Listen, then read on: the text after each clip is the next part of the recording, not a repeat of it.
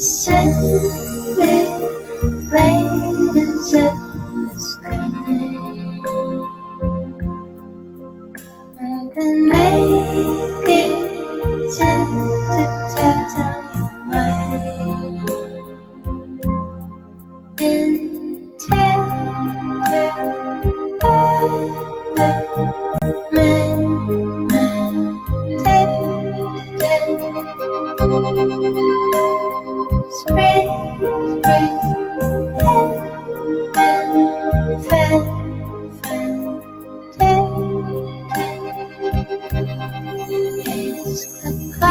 Bonjour à tous.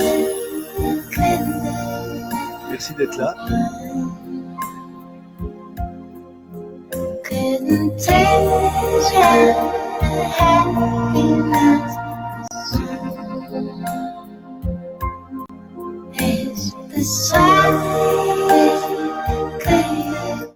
Merci à vous d'être là.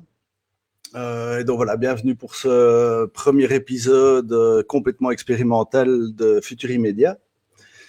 Et donc, voilà, comme vous le savez, aujourd'hui j'avais prévu de faire une conférence de longue date. Les événements de l'actualité, évidemment, sont intervenus et ont bousculé tout ça comme la vie de tout le monde, en fait.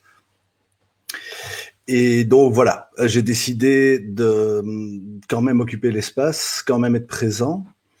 Et pour ce faire, donc, d'expérimenter quelque chose que je comptais faire dans quelques temps, mais voilà, j'ai accéléré un peu le processus. Alors, cette vidéo, Daniela, c'est un live qui remplace la conférence que je devais faire aujourd'hui. Alors, je vais pas faire la conférence, c'est pas le but, je la ferai en de meilleurs jours à l'acte 3 comme prévu. Simplement, il y a des sujets que j'ai pas le temps dans cette version d'1h30 d'explorer à fond. Et je pense qu'aujourd'hui, c'est le bon moment. Notamment tout ce qui est phénomène exponentiel et tout ce qui est challenge globaux liés à cette exponentialité, justement. Alors, avec moi, pour m'assister, gérer les questions et un peu avoir du répondant, j'ai Mathéouche. Salut Mathéouche. Salut Raph, ça va bien? Ça va et toi? Ah oui, je suis en forme. Super. Alors Mathéouche, pour ceux qui ne le connaîtraient pas, c'est une vieille figure des social médias bruxellois ou des réseaux sociaux bruxellois, je ne sais pas comment dire.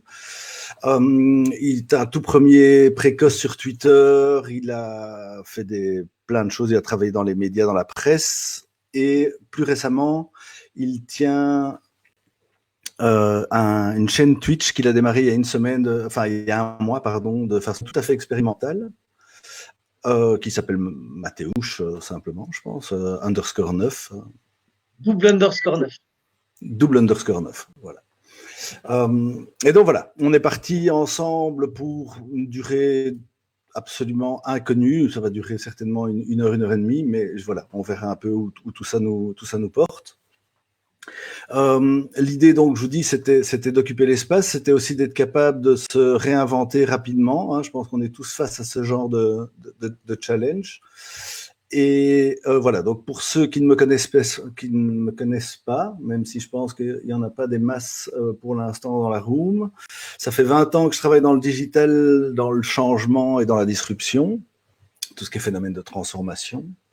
J'ai plus récemment cofondé l'agence de Beyonders, qui est une agence justement de gestion du changement, de durabilité, de ce qu'on appelle le change for good, donc aider les entreprises à éliminer ce qu'on appelle les externalités négatives et changer progressivement leur business model. Bonjour Véronique.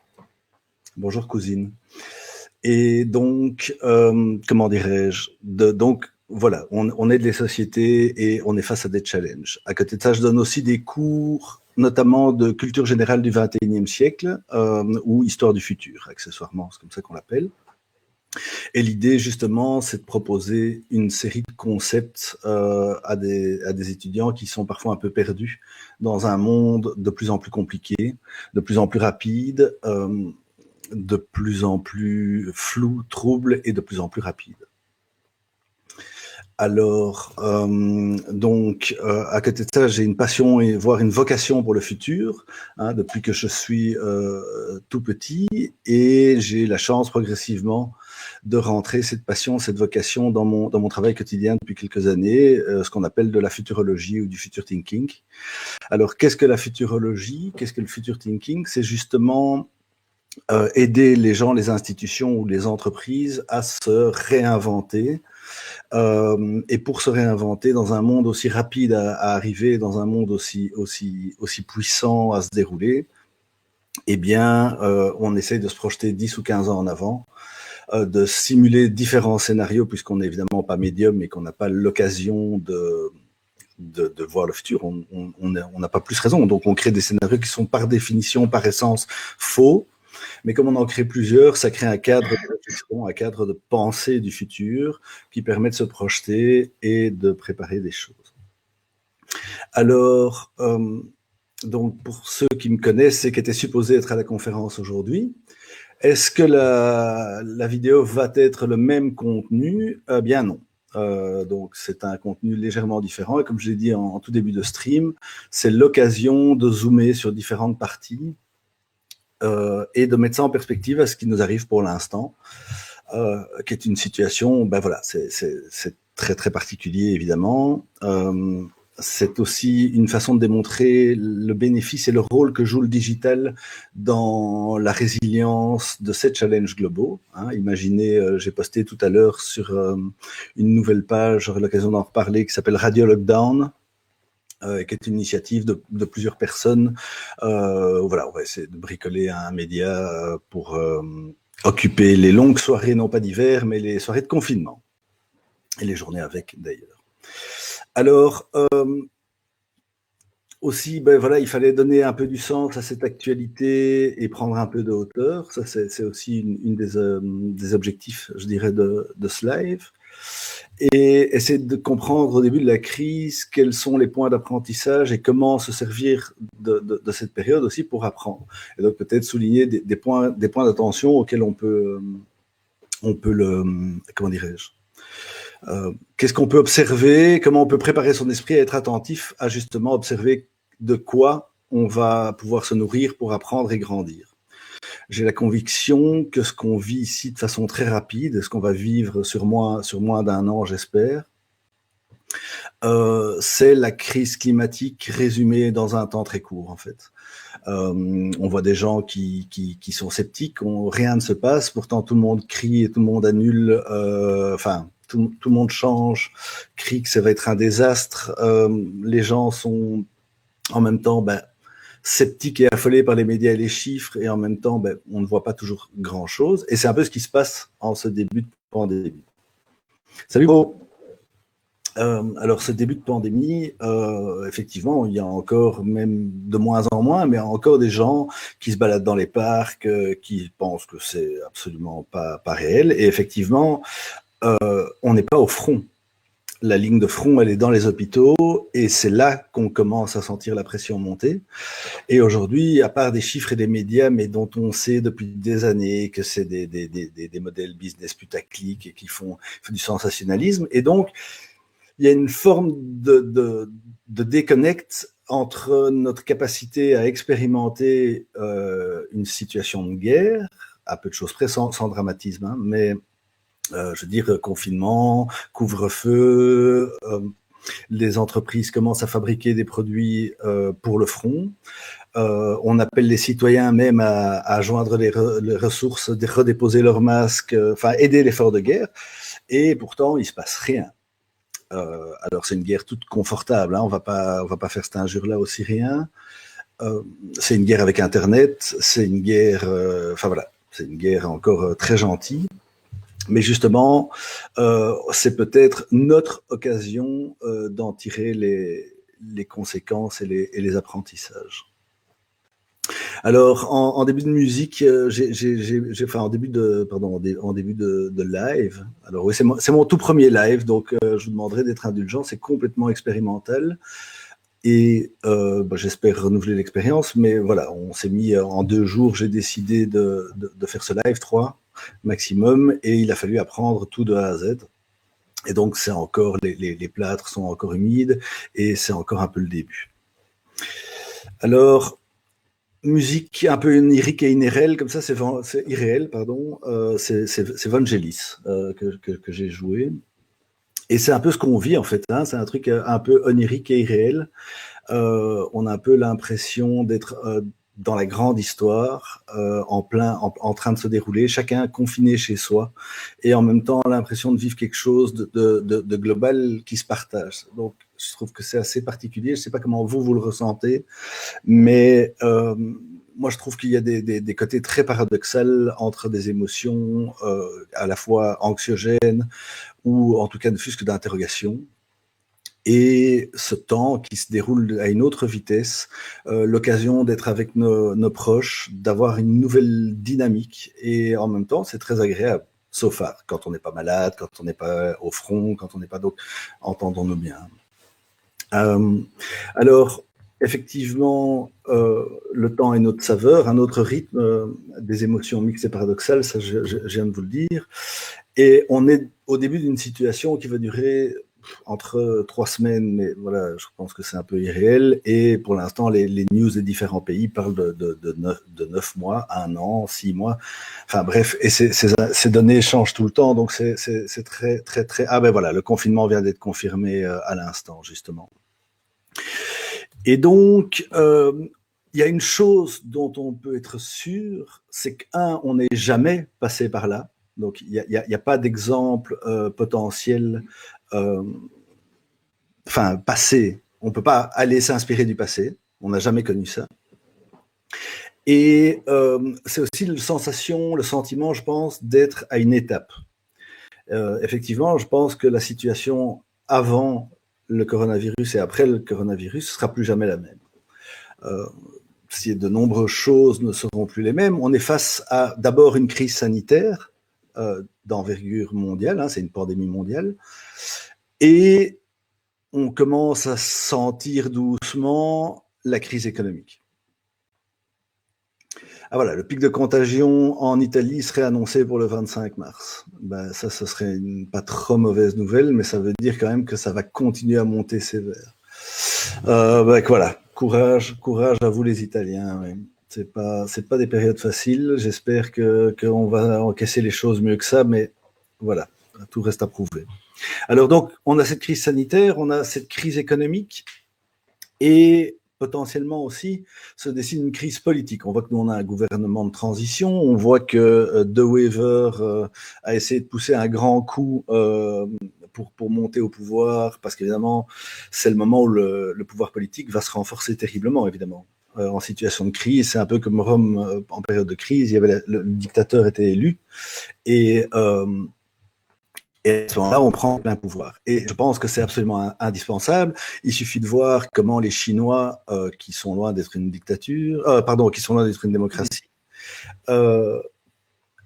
arrivent à prendre cette énorme crise chez eux à des proportions gigantesques et à agir de façon hyper efficace. Pareil pour Singapour, voilà. Bref, on voit qu'ici la démocratie, la façon dont le confinement a été respecté lors des premiers jours, on voit les limites de la démocratie et de l'incivisme qui vient se rajouter à ça avec les gens qui se baladent en Hollande, en France, au Luxembourg. Bref. Alors, en termes de format, à quoi ça va ressembler? Je vais d'abord faire une petite présentation sur l'exponentialité.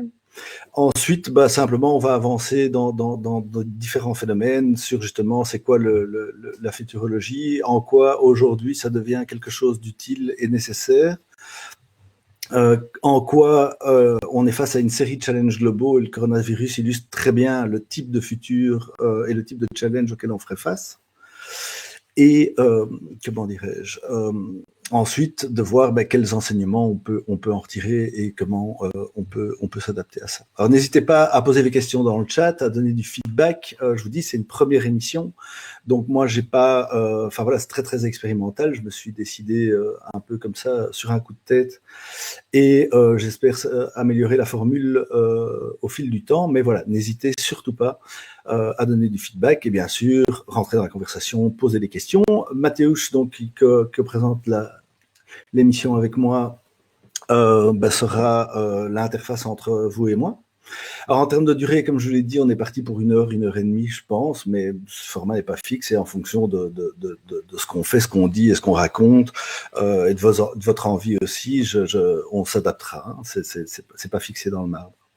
Alors ce que ça ne sera pas, et ça c'est très très important, c'est une émission sur le coronavirus. Je ne suis pas expert, je n'ai vraiment pas la prétention de le devenir, je suis évidemment très concerné comme tout le monde, je suis évidemment inquiet comme tout le monde, notamment pour les personnes sensibles, âgées, et pour notre corps médical et les gens qui sont en première ligne.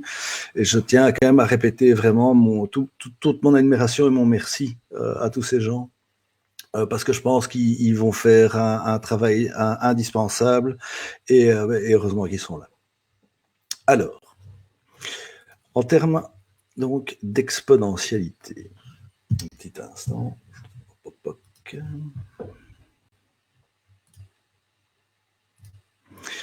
Voilà. Non, pas du tout. Petit problème technique. Désolé, hein, ça c'est des aléas du direct. Hop, hop, hop. Voilà. Voilà. On avait pourtant tout bien répété. Hop. Ça. Exactement. Alors, donc, pof, voilà. Sorry pour le petit écran noir. Voilà. Alors, donc, l'exponentialité, hein, on va commencer par ça. Pof. Évidemment. Alors, un petit instant. Allez, du direct oblige.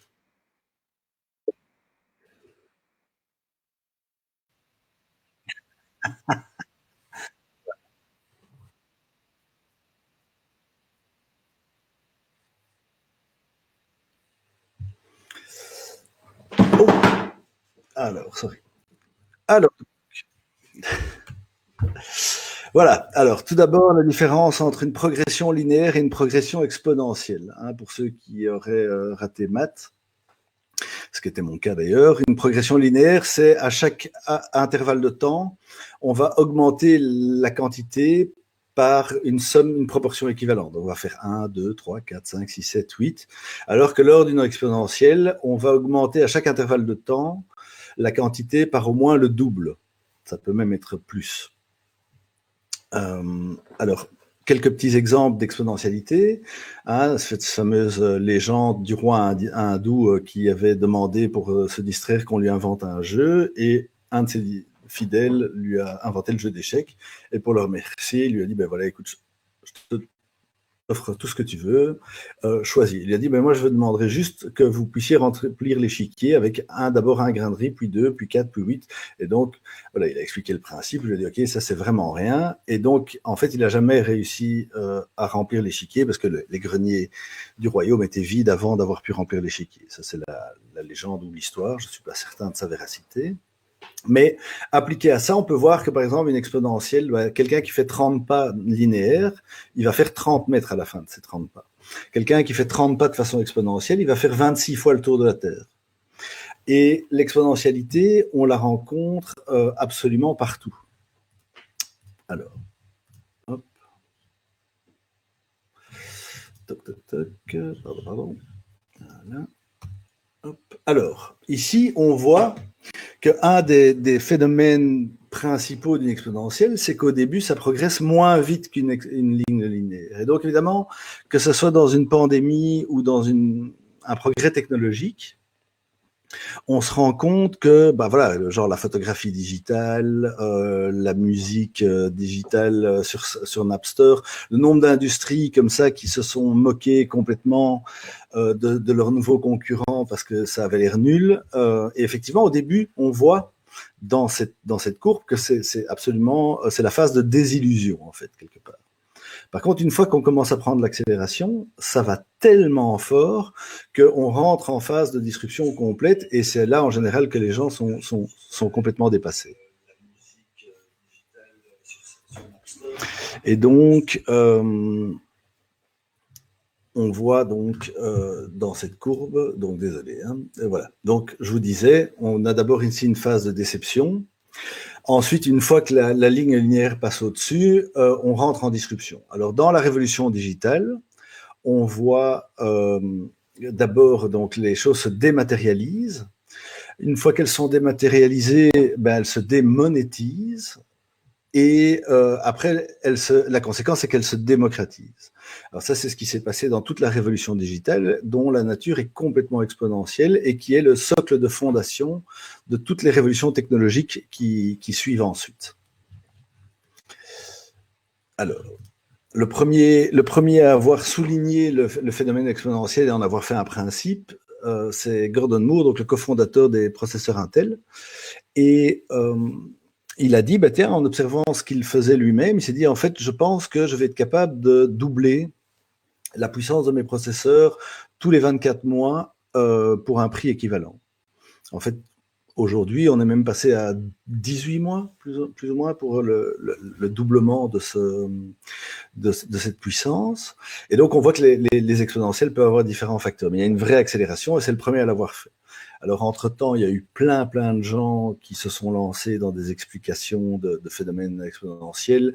Il y a des lois d'exponentialité sur la bande passante, sur l'utilisation de ressources de stockage, sur plein de choses. Et on voit notamment, attendez, je cherche, voilà, ça c'est un exemple typique d'une technologie qui évolue. Et donc on voit que de 1956, où IBM chargeait dans un avion un énorme disque dur qui faisait 5 mégabytes et qui coûtait tellement cher que ça transformait ce truc à un prix plus ou moins, un prix moyen de 24 millions de dollars par gigabyte. Et puis on voit la deuxième la deuxième photo qui est en 2005, qui est l'invention de la micro SD. Et là, tout d'un coup, on va stocker 128 mégas sur ce truc tout petit. Donc, on voit qu'il y a une exponentialité tant dans la diminution, la miniaturisation, que dans le prix. On n'est plus qu'à 772 dollars par gigabyte en moyenne. Et en 2014, donc on voit qu'il s'est passé quand même plusieurs décennies entre la photo 1 et la photo 2. Et là, en à peine 9 ans, on a multiplié le truc et le prix s'est complètement écroulé. Et donc, on voit qu'on est passé à 128 gigas, donc 1000 fois plus. Et donc, on a un prix qui est plus que de 1,2$ par gigabyte. Et donc, voilà. Ce truc, on le constate un peu partout. On le voit dans une multitude de produits. Et bah, la progression des moyens de support que je vous ai montré, bah, c'est 10 trillions de fois une amélioration. Donc, ça, c'est aussi en quelques décennies. Alors, hop, voilà, on voit aussi que cette loi d'exponentielle, elle peut aussi avoir un impact sur la diminution de choses, sur par exemple l'érosion des prix ou d'autres choses. Ici, par exemple, c'est la loi Swanson qui parle de la quantité produite par argent en kilowatts d'énergie renouvelable. Et à chaque fois qu'on va avoir 2 fois plus d'utilisateurs, on va baisser les prix, en fait. Donc, c'est aussi une exponentielle.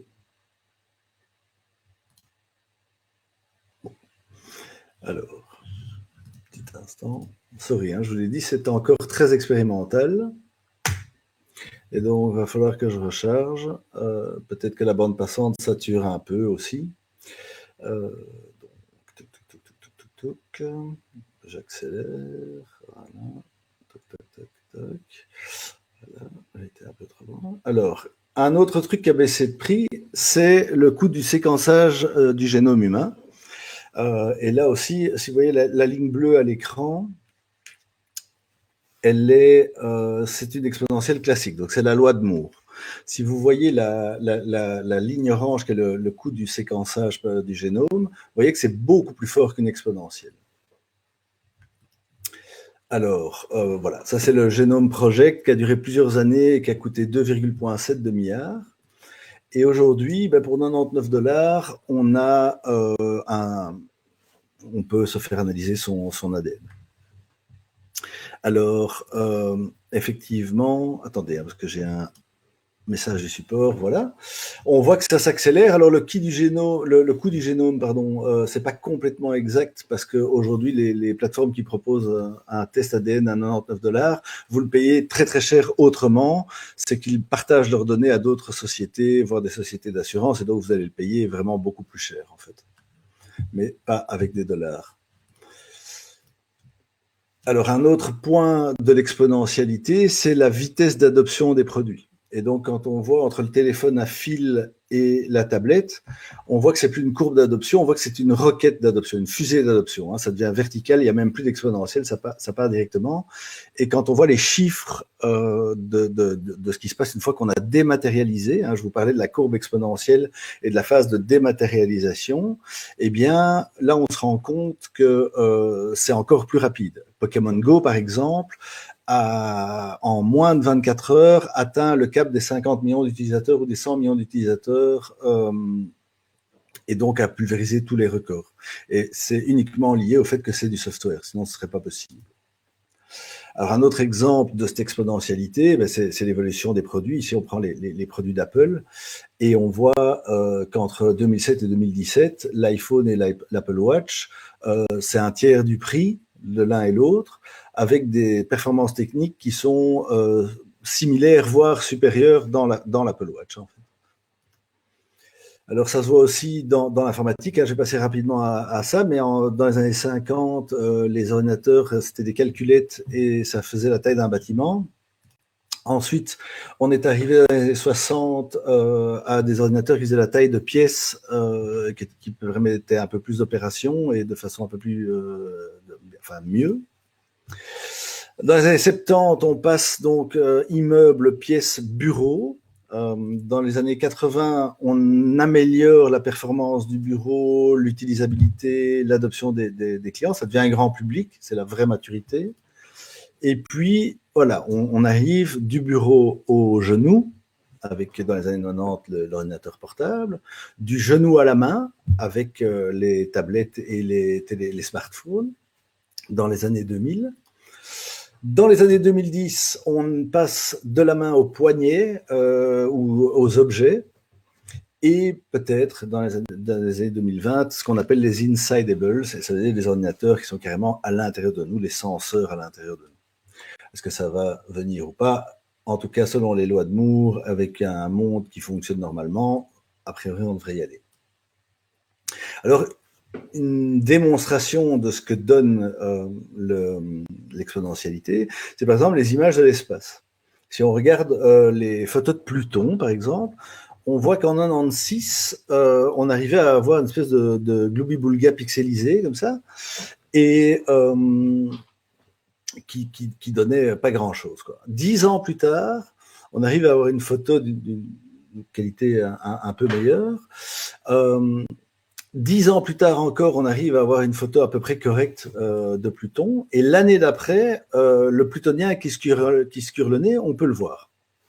Et donc ça, voilà exactement le moment où on est passé de la partie sous-performance de la progression linéaire à la partie au-dessus. On est rentré de déception à disruption. Donc ça va vraiment très vite.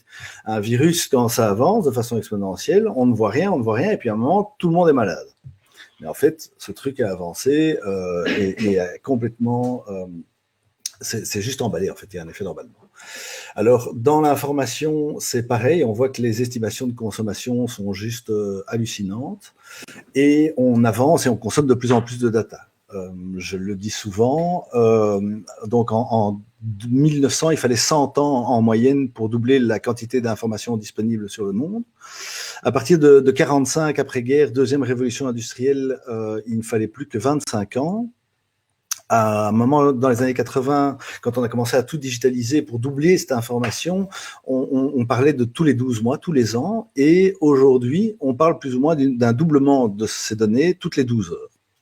Et donc, on est dans un monde complètement emballé où l'information est de plus en plus riche. Et du coup, avant, l'information, c'était le signal. Maintenant, l'information, c'est le bruit avec du signal dedans. Et donc, tout le challenge de notre époque, c'est d'avoir un signal.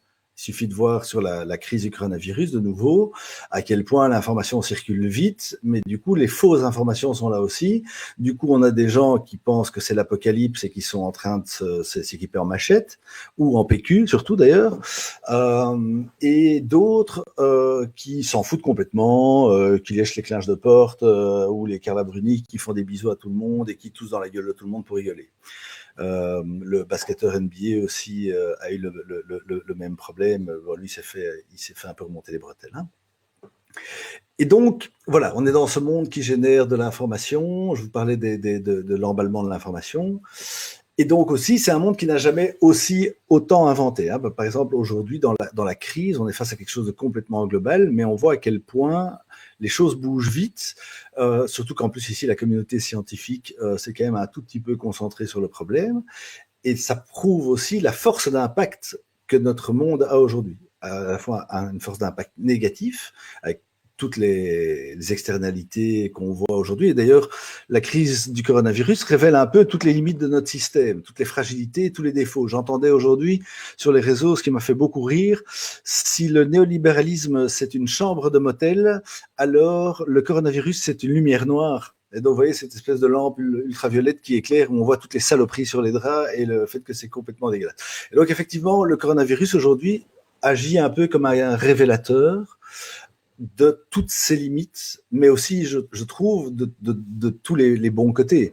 Quand on voit les actes de solidarité et donc surtout les bons côtés de l'humain, je pense que ça prouve à quel point investir dans l'humain, c'est quand même le bon plan, parce que ce qui, moi, m'impressionne aujourd'hui, c'est pas tellement comment le système réagit, c'est comment l'humain réagit et comment il est créatif et inventif. Et d'ailleurs, ici, ce graphe, voilà, l'espèce de truc que vous devinez, je pense que c'est, je sais pas comment c'est chez vous, chez moi ça a l'air net, mais chez vous c'est peut-être bien pixelisé, c'est la liste des inventions majeures par siècle.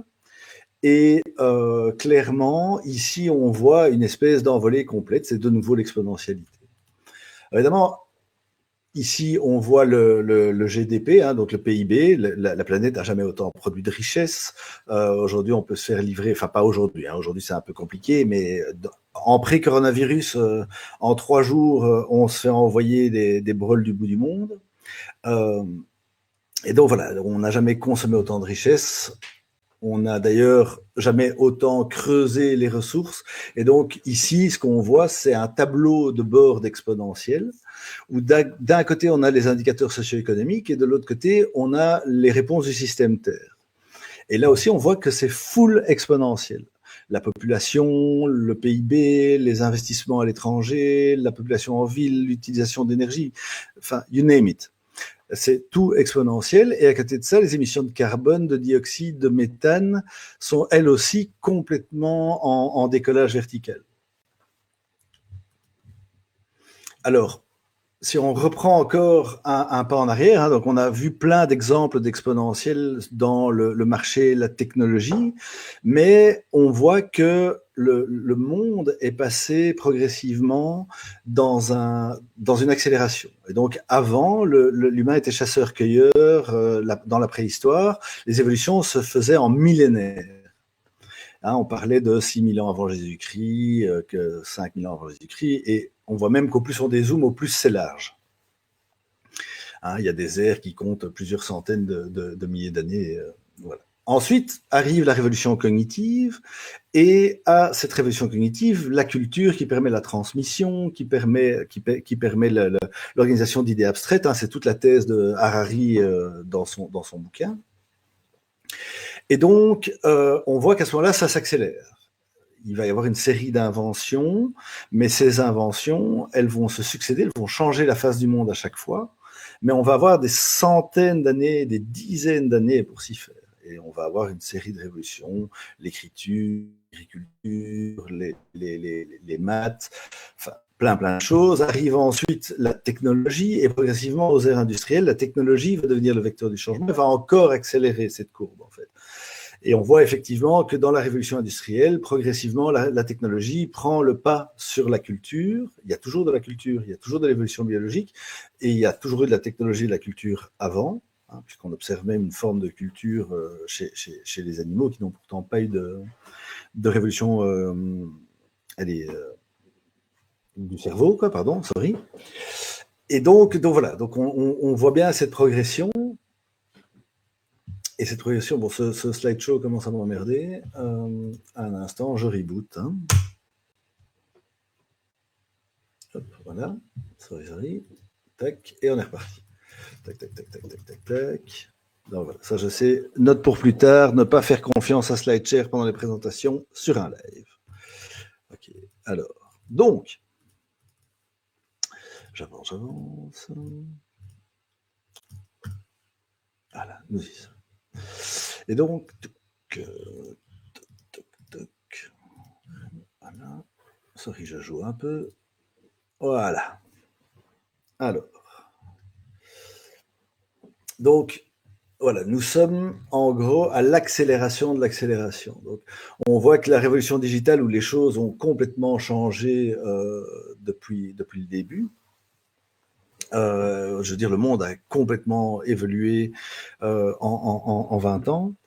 C'était juste l'échauffement. Vous savez, dans l'exponentiel, d'abord c'est plat, puis ça lève un peu. L'ère digitale, c'est la période où ça levait un peu. Aujourd'hui, on est au pied de ce mur de transformation. L'homme est face à plein de challenges et comme je vous l'ai dit, avant on avait des siècles, voire des dizaines d'années pour s'adapter à une révolution. Ici, sur la révolution digitale qui ne se termine pas mais qui arrive à maturité, on a 6 révolutions technologiques majeures. On a l'intelligence artificielle, on a les objets connectés, on a les nanotechnologies, les biotechnologies, on a l'impression 3D et on a, j'en oublie toujours un en général quand je les énumère, mais voilà, et tous ces trucs arrivent ensemble en même temps et s'entrechoquent, s'accélèrent, ça influence. Et donc, effectivement, ça devient excessivement compliqué de suivre le rythme du changement, parce que si vous prenez même ne fût-ce qu'une révolution technologique, aujourd'hui, alors que pour le grand public, il y en a beaucoup qui ont l'air d'être encore complètement à leur début, il y a déjà un nombre de métiers dans ces révolutions technologiques qui est juste hallucinant. Alors, Ray Kurzweil, qui est un futurologue américain assez connu et qui est un peu le pape du transhumanisme, on en parlera lors d'une prochaine émission. Hein, lui, il trace l'exponentielle de l'évolution de l'intelligence. Alors l'intelligence, après, ça se définit de mille et une façons, mais enfin, et de la vie. Donc il dit voilà, de décompte vers la singularité, c'est un concept que j'expliquerai plus tard. Et donc on voit ici qu'à chaque fois il y a des sauts d'ordre de grandeur, donc une vraie évolution exponentielle entre le début de la vie, l'organisation multicellulaire, l'explosion cambrienne, la famille des hominidés qui apparaît, les ancêtres de l'humain, l'apparition du langage, et on voit que ça suit une courbe pour aller progressivement dans la technologie, la puissance de calcul et l'intelligence artificielle qui est complètement respectueux de cette notion d'exponentialité. Alan Toffler, qui est un autre futurologue, qui est un peu le père fondateur de la discipline, a écrit plein de bouquins qui datent un peu, qui datent d'une 50aine d'années, mais il parlait exactement de ça, de cette espèce d'accélération avec la première vague où les pas se faisaient en millénaires, la seconde vague où ils se faisaient en siècles, et la troisième vague où ça se fait en décennies. Et je pense qu'aujourd'hui, on est même plus rapide que ça. Alors tout ça, évidemment, tous ces courants qui s'accélèrent, le vaisseau Terre qui lui aussi commence à s'accélérer, donner des signes d'instabilité. Hein. C'est un peu comme quand on a une bagnole, comme dirait Pablo Servigne, avec l'accélérateur conçu à fond et il n'y a pas moyen de décélérer. Mais il y a un moment, ça commence à trembler, on commence même à perdre des pièces et ça devient compliqué. Et donc, c'est un monde qu'on appelle VUCA, donc volatile, incertain, complexe et ambigu. Parce que simplement, il y a tellement d'interdépendance entre tout qu'on ne sait plus contrôler les paramètres. Hein. C'est comme en informatique, quand on a un bug, le système, c'est de repartir de la base, d'isoler les paramètres et de progressivement en ajouter. Comme quand les plombs sautent à cause d'un faux contact, c'est pareil. On va tout couper, on va rallumer les plombs un à un pour être sûr de trouver le problème. Donc voilà, donc dans ce monde qui s'accélère et qui est VUCA, il n'y a plus de pilote dans l'avion. Il y a des notions, on pilote à distance, on réagit un peu, mais on se rend compte, en observant nos institutions, en observant la difficulté que les gens ont à opérer un business, à recruter des gens, en observant la difficulté progressive que les gens ont à trouver du travail. Et donc, on a un vrai paradoxe qui est des gens qui ne trouvent pas de travail et des gens qui ne trouvent pas d'employés. Et donc, les frictions, on les voit absolument partout. Le système politique est absolument inadapté au monde du changement. Les entreprises, beaucoup plus adaptées, ont complètement récupéré les institutions avec le lobbying et compagnie. Et c'est ça qui fait que ici, par exemple, je ne parle pas du coronavirus parce que ça s'est passé trop rapidement, mais avec la crise climatique, qui est pour moi le coronavirus, mais dézoomé sur du long terme, on se rend compte que voilà, ils n'ont même plus la main sur le volant parce que progressivement, ils se sont fait phagocyter. Alors, évidemment, c'est très compliqué. Et comme en plus, nous, on est des êtres qui pensons linéairement, on a tendance à projeter les choses de la perspective dont on est. Alors qu'on voit ici dans le schéma qu'en fait, à chaque fois, on a tendance à viser. C'est tout le problème à avoir difficile à prédire. Et ça, c'est vraiment le monde dans lequel on vit. Et le résultat de cette espèce de disconnect, c'est l'augmentation des biais. On voit que de plus en plus, on est biaisé par rapport à une analyse, et avoir une analyse réaliste de la situation, c'est compliqué. Alors, voilà que je suis arrivé au bout de ma présentation sur l'exponentialité. Mathéouche, est-ce qu'il y a des questions ou des réactions déjà là? Bon appétit. Alors, il y avait une question tout à l'heure. Julie demandait qu'est-ce qu'il arrivait. Bon, c'est une question qui n'est pas tout à fait dans l'exponentialité, mais quand tu parlais de l'étude du génome et qu'on puisse que le prix des études de notre génome diminuait, et elle se demandait ce que devenaient nos données. Les données génétiques. Donc, toi, tu sais peut-être ça. J'ai dit que moi, ils les compilaient pour en sortir des chiffres, mais peut-être que tu sais.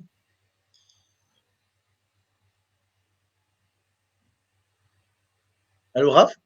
Oui, je t'entends, mais j'attendais peut-être que tu sais, je pensais que tu n'avais pas fini ta phrase. Ah non, tu sais, toi. Ah, mais voilà. Non, alors, tout d'abord, il y a test ADN et test ADN. Et donc, entre une société et une autre, ça va pas être la même chose.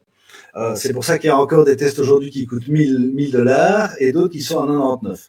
Une société qui coûte $1000, déjà, la réalité n'est pas la même entre les sociétés, mais il y en a qui garantissent une certaine privacy, je dirais.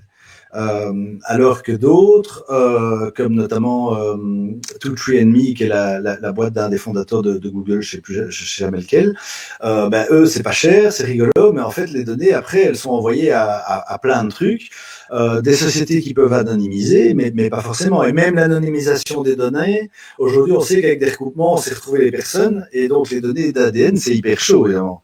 Le jour où un assureur reçoit ces données et qu'on cherche à s'abonner contre Alzheimer, on dit pas toi, c'est que tu sais que tu vas avoir Alzheimer. Alors que si on te dit ok, viens t'assurer, tu sais que tu l'auras pas. Voilà, en gros. Donc les risques de dérive sont évidemment énormes. C'est pas vraiment le sujet d'actualité, mais donc n'hésitez pas à proposer ce genre de sujet pour les prochains lives, parce que c'est vraiment ça les thématiques de futur immédiat. Mais clairement, les risques de dérive potentiels sont énormes, et comme pour tout le reste, comme les sociétés sont un des véhicules aujourd'hui, certaines sociétés, les plus adaptées à l'adoption du changement, en tout cas beaucoup mieux que pas les individus, mais les gouvernements, et bien évidemment, ils ont toujours 3 coups d'avance. C'est un peu comme dans le monde des drogues illicites, synthétiques, ils changent la molécule ultra rapidement, et comme ça les gens n'ont plus le temps de passer la loi, et donc en fait ils sont toujours légaux. En tout cas ça a été comme ça pendant tout un moment, avant que progressivement ils trouvent des idées plus génériques pour interdire les drogues et les molécules. Donc voilà, j'espère que ça a répondu partiellement à la question. Alors, on a une question sur l'exponentialité. Est-ce que Mathéouche va manger sa glace de manière exponentielle?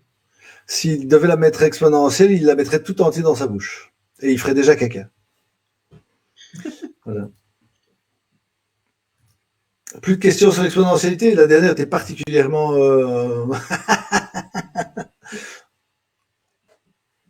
Non. Ok. Alors, ensuite... Les gens t'ont écouté religieusement.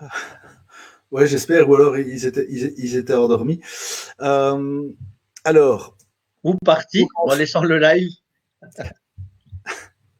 Donc ensuite, en quoi la futurologie est relevante et intéressante aujourd'hui, ou ce qu'on appelle le future thinking en anglais?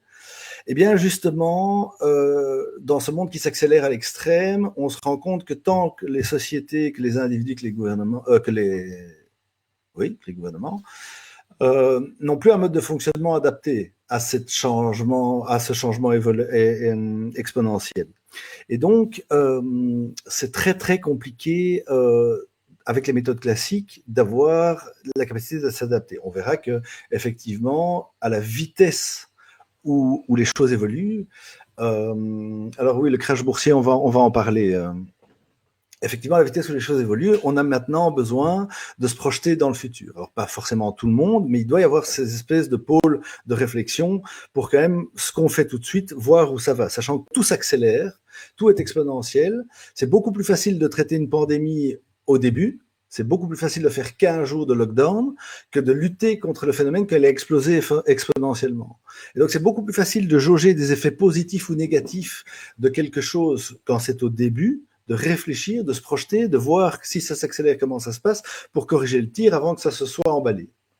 Ça, c'est vraiment important. Et c'est, je pense, à ça que la futurologie ou le future thinking est vraiment important aujourd'hui pour aider les gouvernements, pour aider les entreprises, voire même pour conseiller ou inspirer les individus et les citoyens.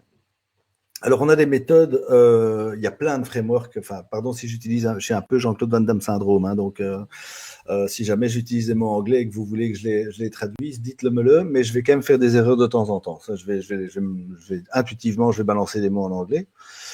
Et donc, du coup, je sais plus ce que je disais, mais oui, je parlais de la méthode, il y a plein de frameworks qui existent, mais en gros, c'est un peu toujours la même chose. C'est on prend une question précise, on se dit, tiens, est-ce qu'on aura la capacité, prenons par exemple, voilà, Bill Gates a fait un TED il y a 6 ans qui parlait que le plus gros danger pour l'humanité à court terme, c'était pas la guerre nucléaire, c'était une pandémie une pandémie virale pour laquelle on ne serait pas préparé. Et il disait, en 2014, il disait, on n'est pas prêt. Entre-temps, il y a eu plein d'autres trucs, comme le SRAS H1N1, et donc il y a des pays qui sont un peu plus prêts. Il suffit de voir d'ailleurs sur les articles qui montrent les différentes courbes de progression. Des pays comme Singapour, ça ne s'est pas levé. Il n'y a jamais eu d'explosion exponentielle. Ils ont couché la courbe avant qu'elle se lève. Ça, c'est la capacité d'anticipation. Alors évidemment, ici, Singapour n'a pas fait de futurologie. Singapour a simplement appris de ses erreurs passées. On ne va pas pouvoir le faire à chaque fois. Aujourd'hui, on a un peu de chance dans notre malheur, c'est que c'est gentil sans être méchant. Enfin, c'est très méchant, mais je veux dire, il y a des trucs comme un emballement de la planète ou une guerre totale ou un accident nucléaire majeur, je ne sais pas, qui pourraient être beaucoup plus lourds de conséquences. Donc, dans notre malheur, on a encore un peu du bol, un peu. Je parle en tant que groupe, parce qu'en tant qu'individu, il y en a qui vont me dire qu'ils ne sont pas d'accord avec moi, ils ont raison. Mais le virus aurait pu être un virus beaucoup plus méchant lui aussi. Oui, voilà, c'est ça, tout à fait, tout à fait. On est bien d'accord. On a complètement, comment dirais-je, on est quand même assez pas trop mal gâté dans notre malheur, quoi. Donc voilà, donc c'est très important d'étudier le passé, mais c'est pas suffisant. Donc il va falloir deviner le futur, sachant que c'est une capacité, si on n'est pas médium, qui est impossible. Et quand même, on n'est pas beaucoup à être médium, et même ceux qui disent qu'ils sont médiums, ils ne sont pas tous médiums. Et peut-être qu'en fait, il n'y a pas de médium, mais enfin, voilà, on ne sait pas. On ne sait pas. Bref. Donc, comment on fait? On va d'abord observer le présent.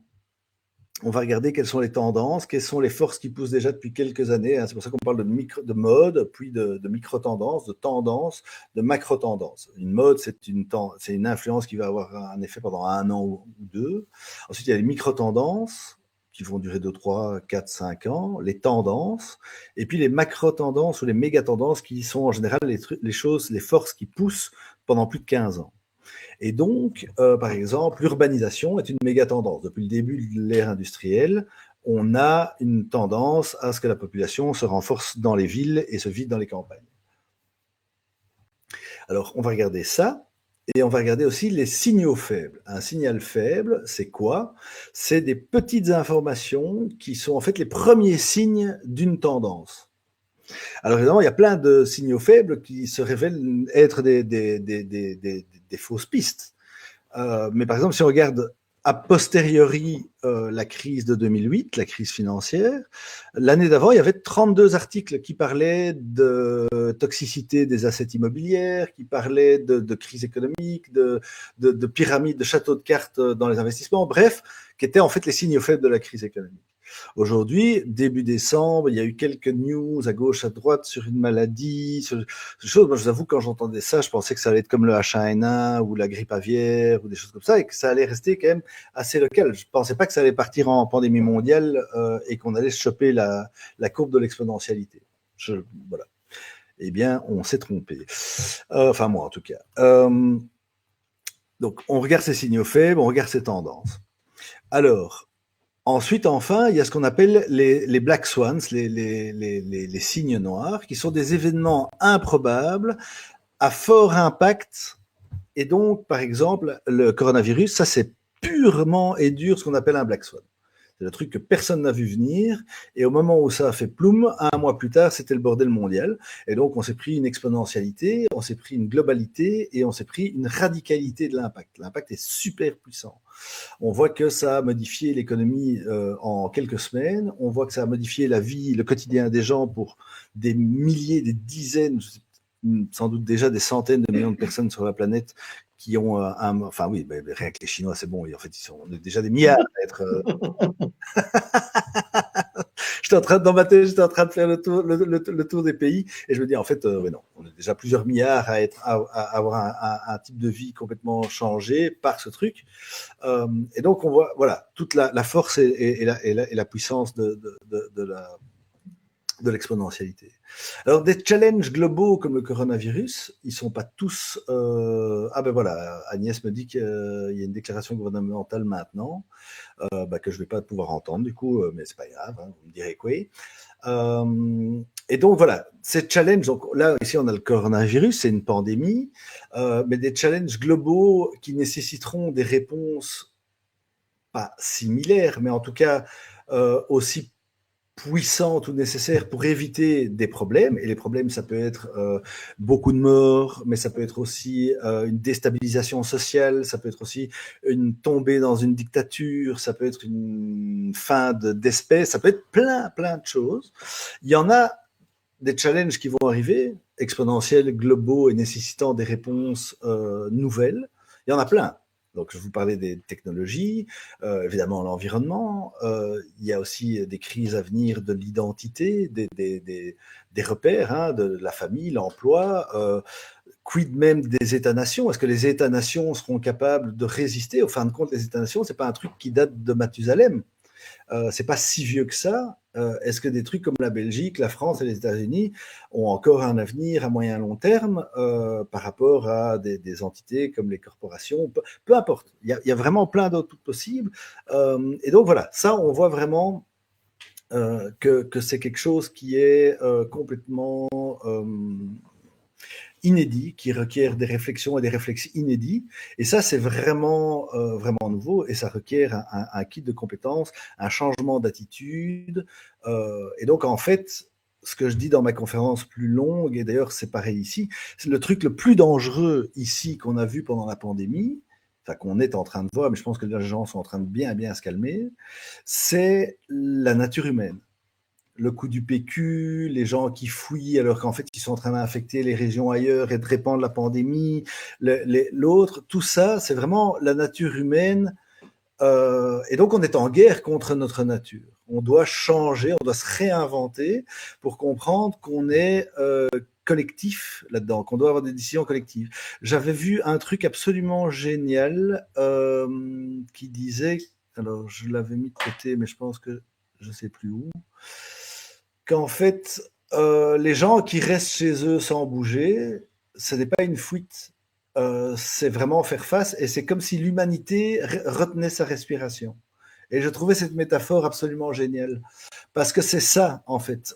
C'est la première crise qu'on vit qui nécessite enfin en tout cas depuis longtemps et à cette échelle. En fait, je pense que la dernière fois, c'était la guerre, et encore là, on n'était pas tous ensemble, on était les uns contre les autres, qui nécessite une coordination globale, un esprit et une manœuvre globale. Et donc, la métaphore de c'est l'humanité qui retient sa respiration, je la trouvais juste magnifique, en fait. Je trouvais ça vraiment, vraiment, vraiment très bien. Est-ce qu'il y a des questions, Matt? Pas du tout. Voilà. C'est religieux, c'est religieux. On nous dit qu'on est tous impactés, oui. Mais donc non, c'est très, très. Il y a juste moi qui faisais des blagues sur le futur immédiat, est-il un futur simple ou un futur antérieur? Mais voilà, c'est de. Et donc, voilà. Et donc, en réponse à ce monde VUCA, hein, comme je disais, le monde est devenu VUCA, la volatilité, l'incertitude, la complexité, l'ambiguïté, eh bien, des qualités comme la vision, qualité d'anticipation, de compréhension, ça veut dire prendre conscience de ses biais, prendre conscience de la qualité des informations qu'on a, partager l'information, la faire tourner, ça devient vraiment très, très, très, très important dans ce truc-là. Clarté, donc vraiment différencier le signal du bruit, et agilité. Bah, il suffit de voir aujourd'hui pour les entreprises, l'arrêt complet d'un coup de façon complètement inattendue, eh bien, tout d'un coup, le business s'écroule et disparaît. Ça demande beaucoup d'imagination pour se réinventer. J'ai un ami qui est dans les services traiteurs, qui a perdu plein de business et qui est en train de se réinventer en livraison de plats pasteurisés, donc comme ça, complètement préservables plus longtemps que les produits frais, mais toujours du produit frais. Et faire de la livraison à domicile qui respecte complètement les règles sanitaires. Ben voilà, ça c'est par exemple un exemple d'agilité extrême où en 48 heures le business est mis à l'arrêt presque complètement et où les gens se réinventent. Et ça, c'est des choses qu'on va avoir besoin de façon radicale. Ça, c'est sûr. La connerie humaine, oui, mais la nature humaine, dans ce qu'elle a de bien et dans ce qu'elle a de pas bien. En même temps, moi, depuis le début de la crise, j'ai vu des choses qui m'ont absolument navré, voire même attristé et mis en colère, mais j'ai vu des choses qui m'ont profondément touché et bouleversé. Je trouve ça vraiment, vraiment très, très bien. Donc voilà, il y a les deux. Je pense qu'on est l'humain a une nature paradoxale et ici on le voit clairement. Alors donc comme je le disais, donc le corona est un exemple absolument clair. C'est pour ça que j'ai décidé d'ailleurs de rebondir en annulant ma conférence, de faire un thème similaire sur l'exponentialité sur le coronavirus, parce que pour moi c'est vraiment clair que ça illustre ces futurs challenges. Ici, voilà, on est plutôt, donc ma conférence classique est plutôt sur comment on peut faire une transition vers un monde plus résilient et où les valeurs sont plus saines que simplement la valeur boursière, hein, je sous-entends. Ici, ce premier live de Futur Immédiat, c'est plutôt quelque chose qui est de la gestion de crise. Et ici, en plus, c'est de la gestion de crise où on n'est pas préparé. Ce serait quand même beaucoup plus sympa si on avait eu un plan et un plan où les gens... Maintenant, je pense que si on a une prochaine pandémie, je pense que les gens auront compris. Enfin, j'espère vraiment. Sinon, là, il n'y a plus qu'à les abattre. Mais bon, voilà. Bref. Et donc, je pense quand même que au niveau européen, je pense que la prochaine fois, ils seront prêts. J'espère pour eux, parce que c'est un vilain coup pour l'image de l'Europe. Hein, quand tu vois qu'ils n'ont pas réussi à même être solidaires entre eux, qu'on n'a pas été les Italiens au moment où ça pétait chez eux, alors qu'on aurait complètement pu les aider à endiguer ce truc et à minimiser l'impact ailleurs. C'est sûr que comme quand on voit en Asie, à Hong Kong, à Singapour et même en Chine, hein, ils ont eu des consignes, les gens les ont respectées. À Hong Kong, ça a été vraiment vite, ça a commencé, puis ça a disparu. Oui, tout à fait, voilà.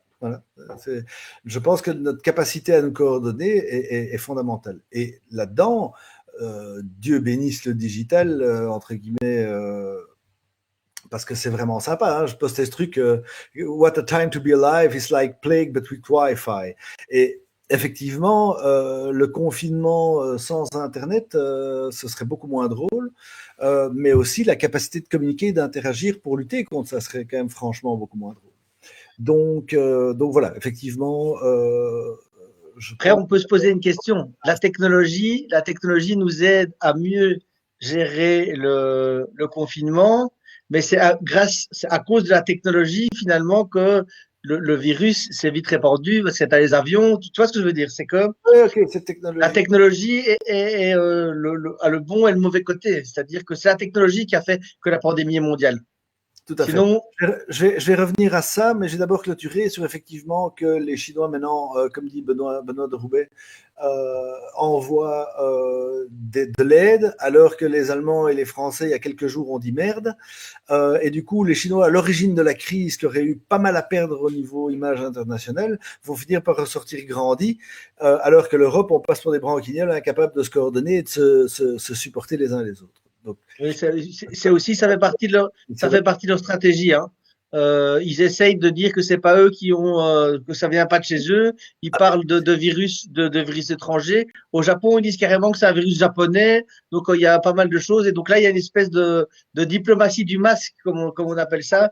on est C'est-à-dire qu'ils donnent du masque et voilà, et ça fonctionne parce qu'il y a même des dissensions chez nous. C'est-à-dire qu'il y a le patron, l'ancien patron d'Alibaba, là, qui a offert 500 000 masques à la Belgique, si je pense. Donc, il en a mis un peu partout.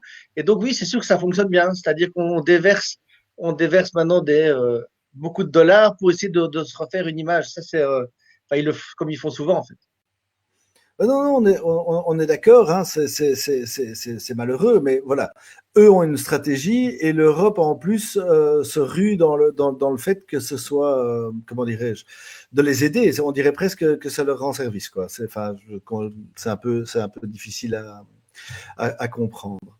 Alors, donc, je vous disais, donc, on est dans une crise clairement comme celle, en tout cas, comme les challenges exponentiels, globales et totalement radicalement impactants. Et on voit que se dessine une triple crise. Notre préparation à des imprévus, donc la crise sanitaire, hein, avec notre préparation à des imprévus, qui souligne ça, qui souligne Raph, le manque il y a de une question qui vient. Est-ce que tu disais tout à l'heure, comment aurait-on pu aider l'Italie? Est-ce que tu pourrais l'expliquer? Ah, écoute, peut-être en donnant du matériel plus vite, plus tôt, en faisant pression sur eux pour qu'ils ferment leurs frontières. Effectivement, on peut pas faire de l'ingérence, hein, donc non, non, j'ai pas de solution. Mais quand ils étaient en manque de matériel, on ne leur a pas. Oui, oui, et ils l'ont demandé, hein. L'Italie, ils ont demandé du matériel et c'est vrai, comme tu le disais, en fait, tout le monde a refusé, en fait, en se disant, on en a besoin dans nos frontières. Et en fait, ce qui est une mauvaise solution puisque allez, la pandémie, enfin, l'épidémie a éclaté en Italie et elle a été partout, alors que si on avait réussi à la contrôler en Italie en prêtant du matériel, donc en fait, en voulant se protéger soi-même, en fait, on s'est quelque part infecté. Tout à fait, tout à fait. Et donc là, c'est vraiment l'illustration même du dysfonctionnement de notre entité européenne. Enfin voilà. Après, moi, mais je dis juste que pour l'image, c'est vraiment pas un bon coup pour l'Europe, quoi. Donc voilà, donc on a cette crise sanitaire qui peut nous permettre d'apprendre plein de choses, hein. Donc effectivement, on manque de préparation aux imprévus et on sait que ce futur, il va être plein d'imprévus. Donc on a peut-être probablement, tant pour le plan de pandémie que pour d'autres risques potentiels, on a intérêt à s'y préparer, histoire d'être prêt quand ça arrive. Augmenter notre capacité de résilience. Dans la crise sanitaire, on voit qu'on manque de résilience en termes d'accès aux ressources pour notre personnel médical, de personnel, on manque enfin plein de choses.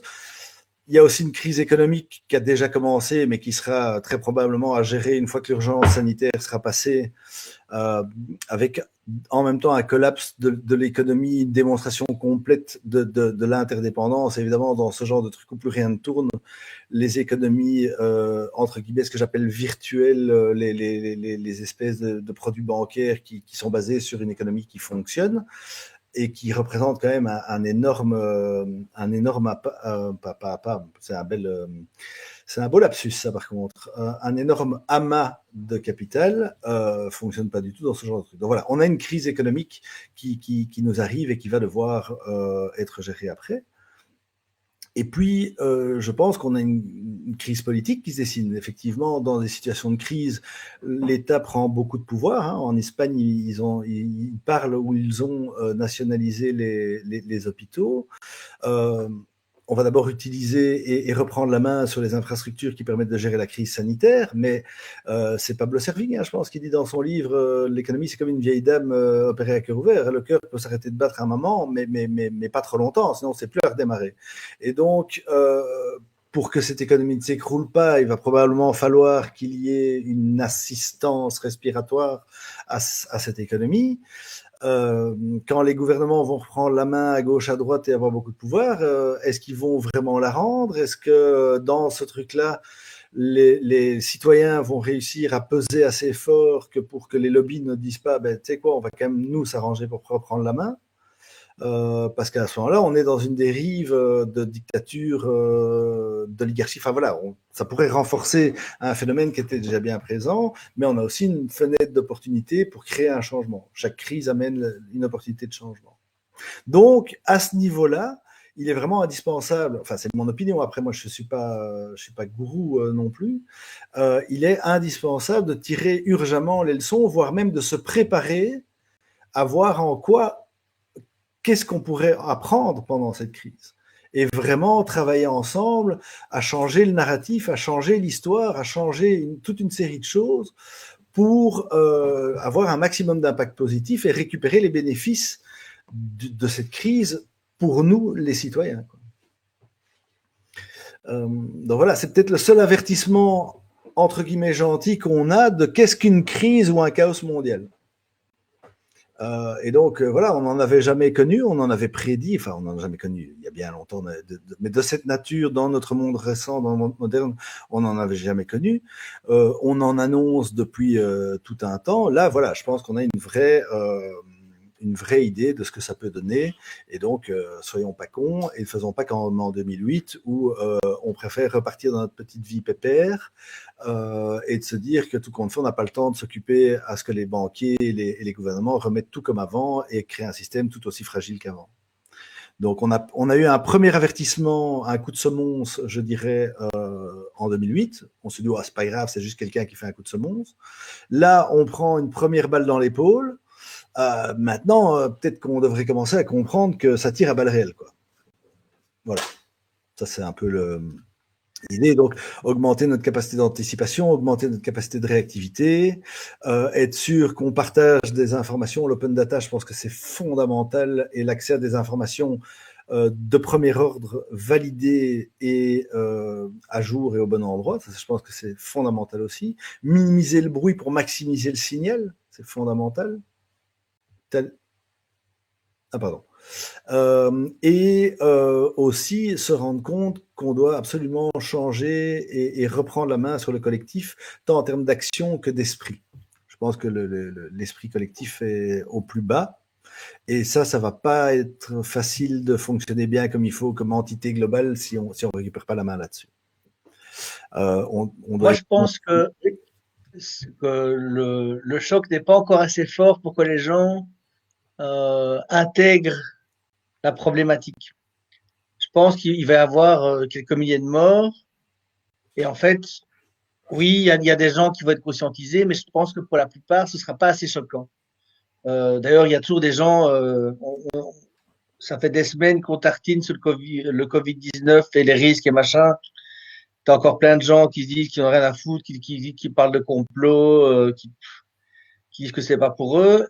Et moi, je suis pas convaincu que c'est encore suffisant. On le voit, il y a des paliers. Donc, chaque année maintenant, avec que ce soit le changement climatique ou maintenant le Covid-19, il y a à chaque fois un palier différent, un truc où on se dit ah oui. Donc, il y a des gens qui disent ah oui. Il y en a toujours tout un paquet qui, lui, comme un monolithe, avance doucement et il se prend des baffes un peu, mais ça va. Moi, personnellement, je pense que tant qu'il n'y aura pas quelque chose qui est encore plus surprenant, par exemple, les attentats qu'on a eu chez nous, ça, c'est arrivé d'un coup, alors que finalement, il n'y a eu pas beaucoup de morts. Mais ça a choqué les gens. Et ici, en fait, il me semble que même le réchauffement climatique, tu sens qu'il y a une partie de la population qui est touchée, qui augmente, mais ça ne monte quand même pas très vite. Et je ne sais pas jusqu'où on va devoir aller pour qu'à un moment, les gens se disent, ouais, on va quand même changer. Parce que au final, on voit bien, quand on regarde les résultats des élections en Europe, on vote pas pour changer les choses, on change pour garder. pour rester, pour ne pas bouger, pour rester comme avant. Et donc, je suis pas sûr que le Covid-19 va aller encore. Je pense que c'est pas assez fort encore. Il y a beaucoup trop de personnes euh, qui vont voir ça comme un aléa de la vie et puis c'est pas grave et on revient comme avant. Comme tu disais, il y a vraiment ce revenir en avant où, en fait, je sais pas quel avant, mais en tout cas, il y a des gens qui pensent toujours qu'avant c'était mieux parce qu'ils se rappellent pas de l'avant, mais en tout cas, je suis, je sais pas si vous avez lu le bouquin de Michel Serres ou Michel Serres qui disait c'était mieux avant. Et lui, il explique c'était quoi avant. Et en fait, quand tu détailles vraiment comment c'était avant, t'es quand même mieux maintenant. Hein. C'est un journaliste de la Libre qui disait Louis XIV était pauvre. Louis XIV, qui était le mec le plus puissant du pays, le plus puissant ou un des pays les plus puissants de l'époque. Je veux dire, aujourd'hui, personne voudrait sa vie, quoi. Tu l'offres à quelqu'un, le mec qui dit oui, il est fou, hein, parce que on vivait que dalle, enfin on mourait super tôt. Dès qu'on avait le moindre rhume un peu méchant, c'était bye bye game over. On n'avait pas d'accès à l'éducation, à la mobilité, au voyage, enfin bref. Clairement, les gens qui vivent en dessous du niveau de vie de Louis XVI aujourd'hui, il y en a, mais pas beaucoup. Est-ce qu'il y a des questions sur le Oui, live, alors, Mathéo? sur la suite, il y a Pascal Durdu qui vient de poser une question. On aura sans doute besoin d'un enchaînement rapide de crises de types différents. Est-ce qui, quelque part, revient à dire à une suite de ce que Raphaël disait, c'est-à-dire il faut une exponentialité aussi peut-être dans les crises pour que les gens finalement comprennent, enfin ou en tout cas embrayent plus rapidement. Ouais, non, non, clairement. Écoute, je pense, c'est intéressant ce que tu dis, hein, parce que effectivement, ça c'est peut-être un biais à moi, de croire que les gens vont être influencés par celle-ci. Je pense que les gens du nord de l'Italie auront beaucoup plus facile à changer que les gens de Hong Kong, peut-être, qui eux n'ont rien vu. Effectivement, il faut peut-être qu'on soit touché personnellement par la crise pour qu'elle nous transforme et simplement voir quelque chose comme ça. Mais espérons que sans que ça fasse trop mal, ça ait marqué suffisamment d'esprit de gens avec un pouvoir d'impact fort pour que ça change. Et espérons surtout que si ceux qui ont une opportunité de renforcer leur position, parce que par exemple, genre juste comme ça, j'ai balancé sur Futur Immédiat aujourd'hui, Amazon a ouvert 100 000 nouveaux jobs. Donc, si vous voulez savoir si l'économie va tomber par terre, oui, mais par contre, Amazon et Alibaba, eux, ils sont en manque de personnes parce que la demande, évidemment, forcément, entre aller au magasin avec des gens qui toussent tout plein de malades ou recevoir un petit paquet à la maison, le désinfecter, attendre 3 jours, enfin voilà, il y a dans un monde complètement lockdown où la circulation ne fonctionne plus, l'e-commerce, c'est une bénédiction. Donc, effectivement, eux, ben voilà, c'est genre, j'imagine le mec a dû pousser sur le bouton pour poster 100 000 offres d'emploi. Bon, après, faut voir quel type d'offre d'emploi, ça va pas être super dément et porter un linge pour livrer des paquets histoire de pisser sans s'arrêter ou autre, c'est pas un job de rêve, mais ça donne un peu la tendance que Amazon, ça va. Et donc, le mec qui avait déjà plein de thunes, il va sortir de la crise alors que tout le monde n'en aura plus, il en aura encore plus, quoi. Donc, C'est comme d'habitude, chaque crise a enrichi des gens. Toutes les grosses crises ont enrichi des gens, toujours les guerres, enfin tout. Il y a toujours, mais en général, contrairement, les guerres sont en général un des endroits les plus propices à un rééquilibrage des richesses et des inégalités. Alors que hors guerre, souvent, les inégalités progressent toujours dans le même sens.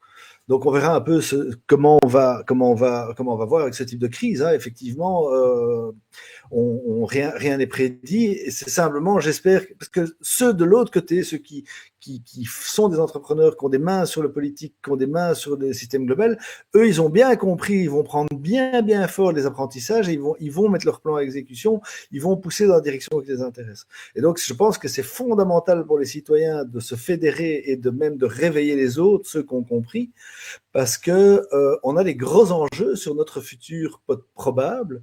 Et comme je disais toujours, je dis pas toujours, mais comme je dis dans ma conférence, à chaque fois que je la donne, il faut se battre pour le futur qu'on préfère.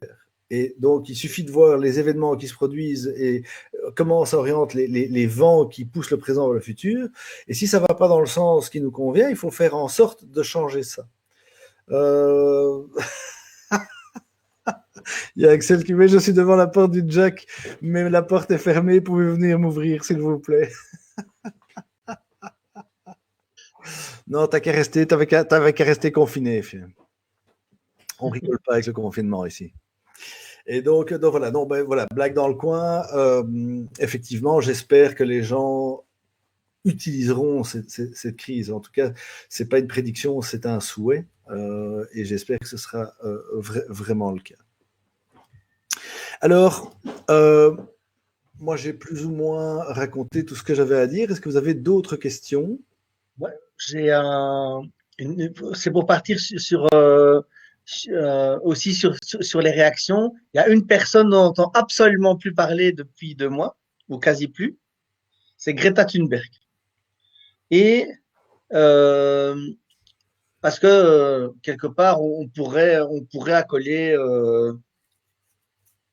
comment dire, on pourrait se dire que voilà que c'est pas que Greta Thunberg. En fait, les collapsologues annoncent plein de catastrophes diverses, dont celles qui sont épidémiologiques. Et Greta Thunberg qui faisait une tournée il y a encore, je crois qu'elle est venue chez nous il y a 1 mois.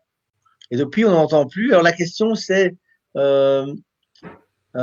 est-ce que finalement l'écologie est soluble dans la pandémie? Tu vois, est-ce que c'est vrai qu'il y a quand même plein de gens, l'écologie, on n'en parle plus beaucoup. Ou est-ce qu'elle n'a pas voulu profiter un peu du chaos pour rajouter du chaos? Et donc voilà, bon, c'est plus du tout on parle plus d'exponentialité, mais il y a tous ces débats qui sont concomitants, que ce soit les épidémies, l'environnement et plein d'autres choses. Donc voilà. Alors, Tu as une question, j'en ai une, quoi. Oui, bien sûr, mais c'est une très bonne question. Alors, je peux pas répondre tout de suite parce que je ne m'étais pas renseigné avant et je vais pas aller creuser ça maintenant. Mais il n'est pas impossible que Greta continue à être active dans la façon de communiquer. Simplement, aujourd'hui, je pense qu'elle peut plus trop circuler. Et de deux, la tribune médiatique qui lui était offerte est complètement fermée. L'espace médiatique est occupé. Et donc, peut-être qu'elle est toujours devant le Parlement suédois en train de crier avec une casserole, mais plus personne n'en fait écho. Et donc, peut-être que, enfin voilà, moi, si j'étais une ordure, je serais en train de travailler à fond de balle pour faire toutes les saloperies possibles parce que personne ne les verrait. Voilà, donc je pense que voilà, moi c'est un peu c'est un peu ça que je pense. Alors, Raph, tu as fait une citation tout à l'heure de Pablo Servigne. Et ici, il y a Manuel Chaise qui te demande ce que tu penses de son livre et de la collapsologie. Et ça, je pense que le futurologue que tu es et l'expansionnologue que tu es pourrait, à mon avis, faire un live là-dessus. Bien sûr, c'est un super bon thème. Alors, d'abord, ce que je pense de son livre, c'est que c'est un très chouette bouquin. Il est peut-être passablement anxiogène, mais c'est un très bon bouquin. Voilà, c'est très bien. Mathéouche est très très bien. Il avait vu le truc. Je lui avait dit, tu prépares ton bouquin parce que c'est important. Et on va certainement en parler. On va certainement avoir une question là-dessus. Non, c'est pas vrai. Il n'arrête pas de le montrer dans ses lives. Rendons à Mathéouche ce qui appartient à Mathéouche. Et ça, c'est son livre. Donc voilà. Non, blague dans le coin. Je pense que les collapsologues font un très bon boulot. Est-ce qu'ils ont raison? Probablement pas. Par contre, ils font un travail nécessaire. Et je pense que c'était la première vague de fond.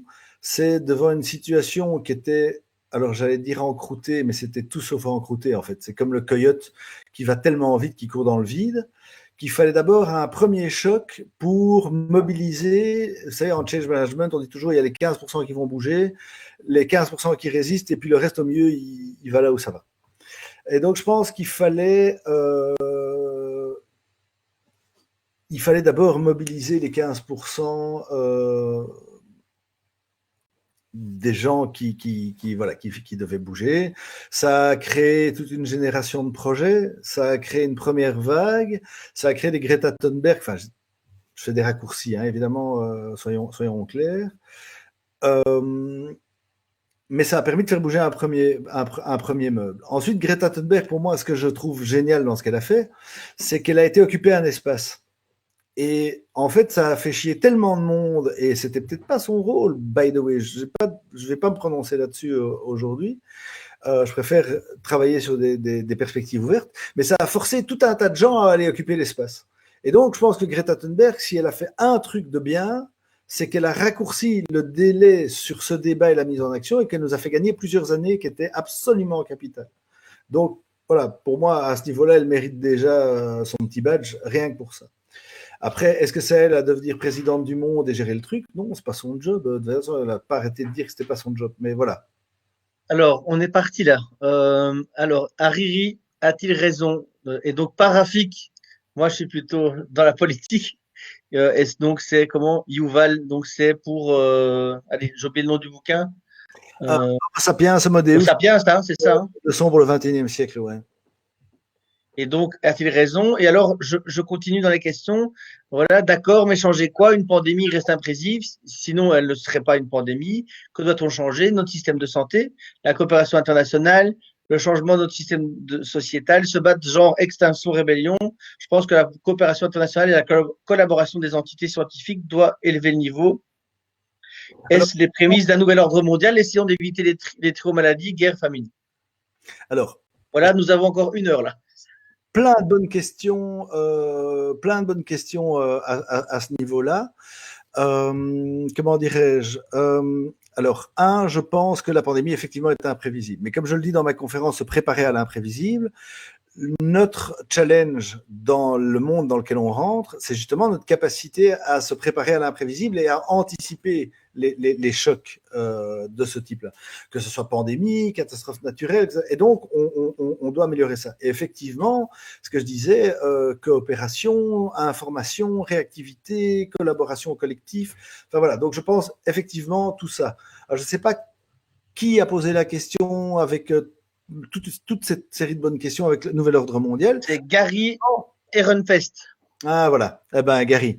Donc je pense que c'est toutes des bonnes questions. Après, effectivement, je disais ça il y a 10 minutes, on doit se battre, nous, parce que les opportunités de pousser sur alors le nouvel ordre mondial, mais en tout cas, moins de démocratie et prouver que notre monde moderne nécessite une gestion à la chinoise, parce que les Chinois, quand même, ils ont bien géré ça, c'est une très mauvaise opportunité. Et ça va clairement, à un moment, ça va pousser par là. Enfin, moi, j'en suis convaincu. Bon, il y a des gens qui vont essayer. Et donc, c'est là où je pense qu'on doit être vigilant, se servir de nos apprentissages et d'avancer. Et d'avancer. Et effectivement, une population en bonne santé se défend mieux. Et donc, clairement, enfin voilà, il faut qu'on apprenne et qu'on s'entraide et qu'on sorte de là. Alors,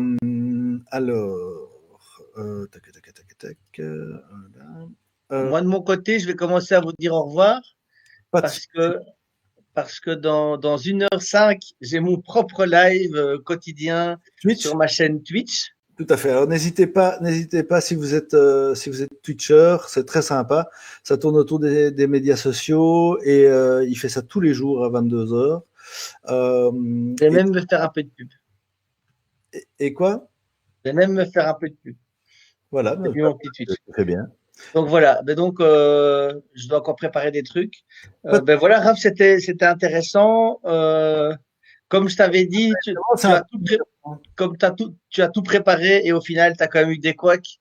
Et donc, je te dis, malgré tout, ça s'est bien passé. Donc, j'ai trouvé ça super intéressant. Et compte sur moi pour tes prochains lives. Hein. Super. Et par contre, ce qui est intéressant de voir aussi, c'est que sur la durée, là, on est sur l'heure et demie et on a passé les JT et les autres machins comme ça. L'audience est en train de monter. Ouais, c'est marrant, ouais. Mais je suis sûr, il y avait la remarque, oui, il y a le confinement, clairement, il y a quand même beaucoup de gens aussi qui ont regardé les JT et tout ça. Et donc voilà. Mais donc, Raph, je sais pas combien, si tu en as encore pour quelques minutes, je reste avec toi. Oui, je comptais terminer, en fait, je comptais faire cette conclusion-là. Et donc voilà, je pense que dans cette époque qui demande de la collaboration, et où c'est même une nécessité, je vais conclure par un texte qui n'est pas de moi, en fait. Un texte de Plume, que j'ai partagé et que d'aucuns ont déjà vu passer sur ma page parce qu'il a eu beaucoup de partages. Mais un texte. Ploum, c'est un blogueur belge du Brabant wallon, de la région, quoi, qui rédige pas mal de choses, qui arbore aussi le terme futurologue, et qui poste régulièrement des réflexions là-dessus. Enfin, là-dessus, sur le futur et les challenges. Et donc, voilà, je vais vous lire ça et ce sera la conclusion pour aujourd'hui. Je vous invite, je mets son blog dans le chat. Je vous invite vraiment à aller voir ce qu'il fait. C'est vraiment un type très, très intéressant.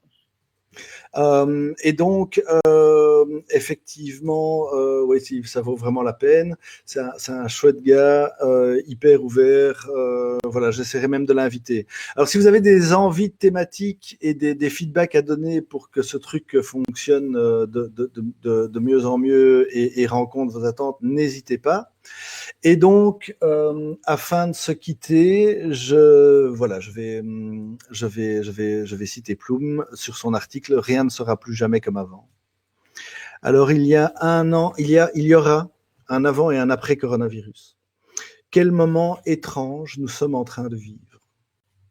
Une brève page d'humanité que nous vivons individuellement, confinés et à l'échelle de la planète connectée. Depuis quelques jours, nous ne sortons plus de chez nous, sauf pour prendre l'air, nous balader, tout en saluant les passants du plus loin que nous puissions. Nous restons à la maison, plus de réunions, plus de rendez-vous. Les enfants ne vont plus à l'école, un week-end comme un autre, mais un week-end qui va durer des semaines, un mois, peut-être plus. Plus question d'aller au restaurant, plus question de caser les enfants chez les grands-parents, plus question de regarder les résultats des courses cyclistes après une journée de boulot. Le temps semble s'être arrêté. Difficile de penser à autre chose qu'à l'épidémie. Difficile de faire autre chose que de tenter de convaincre ceux qui pensent qu'on en fait trop, de s'inquiéter pour nos parents, et même si les statistiques sont en leur faveur, pour nos enfants. Difficile de ne pas penser à comment gérer les enfants si nous tombons tous les deux malades, sans pouvoir faire appel aux grands-parents, et si les provisions viennent à manquer. Mais difficile également de ne pas réaliser que dans notre position privilégiée, cette situation est un prix bien léger à payer si cela permet de sauver des vies. À ceux qui parlent de catastrophisme, de paranoïa, je ne peux répondre que quel est le coût d'avoir tort? Est-il préférable de prendre trop de mesures pour une maladie bénigne ou au contraire de sous-estimer un fléau mortel? Nous ne saurons jamais si nous en avons fait trop, mais nous pourrions regretter toute notre vie de ne pas en avoir fait assez. Quoi qu'il en soit, la rapidité de réaction de l'humanité me convainc que rien ne sera plus jamais comme avant. En quelques jours, porter un masque en public, habitude typiquement asiatique, est devenu une norme presque mondiale. Faire du télétravail et des téléconférences se révèle soudainement possible, même chez les plus réfractaires. Quelques vieillards Kakoshim tous, on a enfin réussi là où 20 années de réunions mondiales au sommet ont échoué, réduire la production mondiale de CO2 et de NO2. Soudain, les milliers d'avions en permanence dans le ciel ne se révèlent pas aussi indispensables que ça.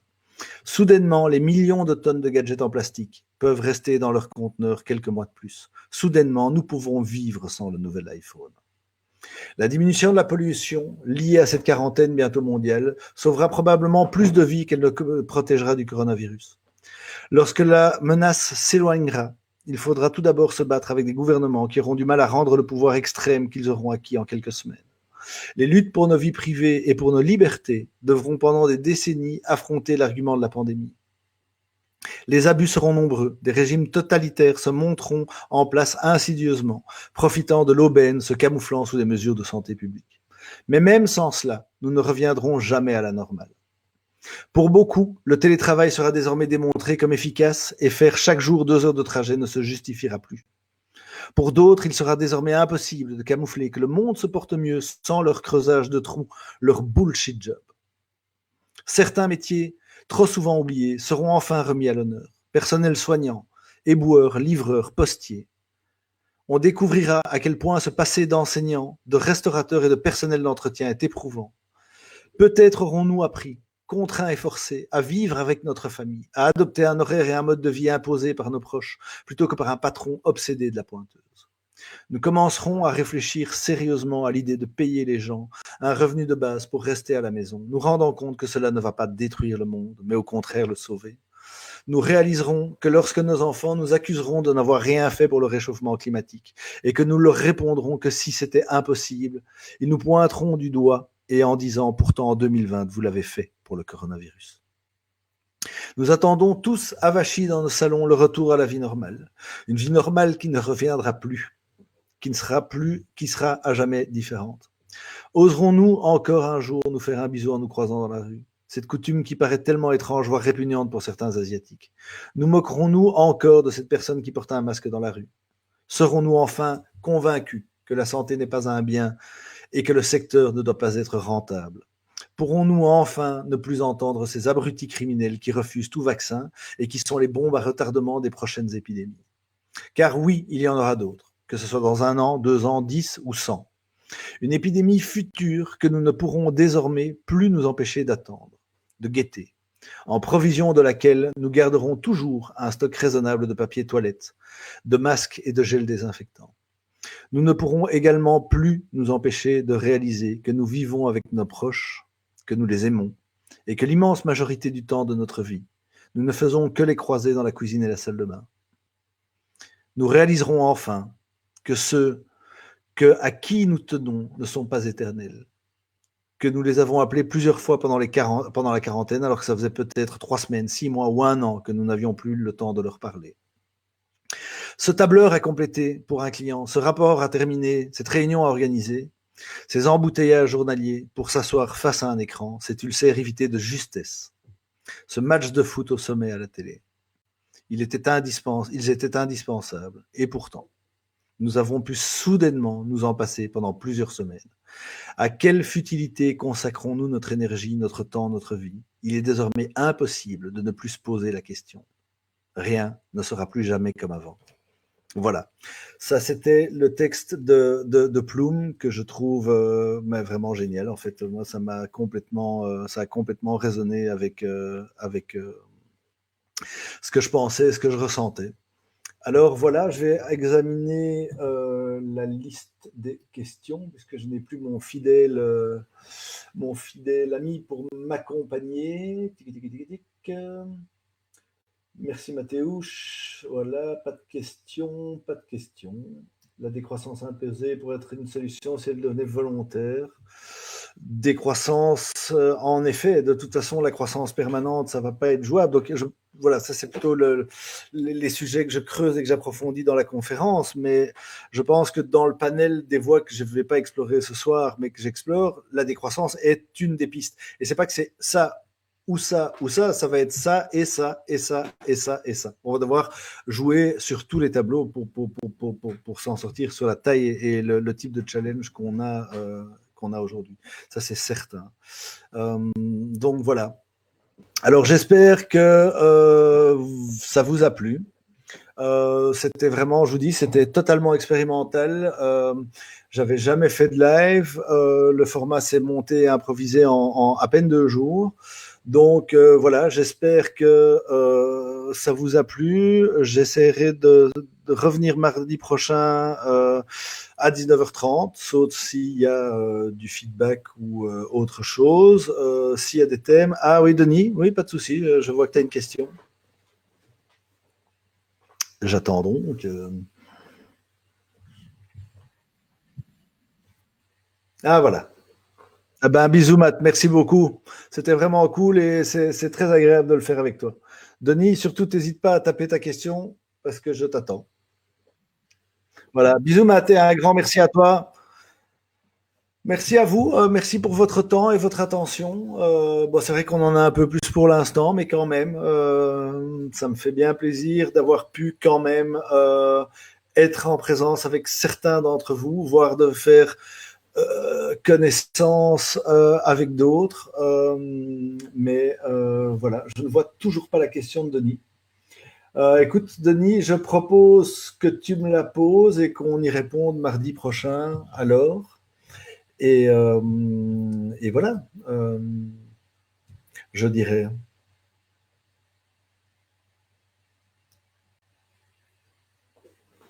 Eh bien, je vais laisser tourner le live avec un peu de musique pour continuer les chats. Ah, voilà la question.